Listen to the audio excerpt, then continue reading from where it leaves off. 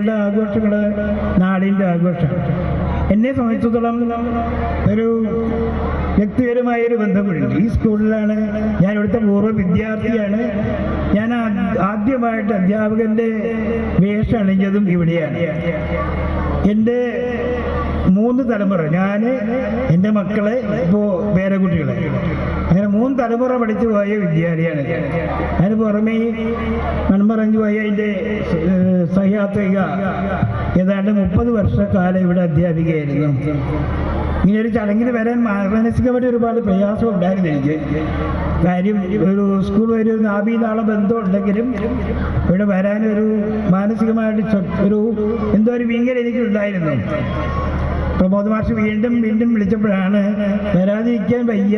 കാരണം എൻ്റെ സ്കൂള് എന്ന് പറയുന്നത് ജോലി ചെയ്ത് ഒരുപാട് സ്കൂളുണ്ടെങ്കിലും ആദ്യം പഠിപ്പിച്ച സ്കൂള്, ആദ്യം പഠിച്ച സ്കൂള്, അച്ഛൻ തുടങ്ങിയ സ്കൂള്, എൻ്റെ ഒരു പ്രത്യേകത 1951 ഒരു മാഷ് മാത്രമായിട്ട് എൻ്റെ ധാരണ മാപ്പിള സ്കൂളിൻ്റെ അവിടെയാണ്, കരടിക്കോട് മാപ്പിള സ്കൂളിൻ്റെ അവിടെയാണ് 6ാം ക്ലാസ് തുടങ്ങിയത്.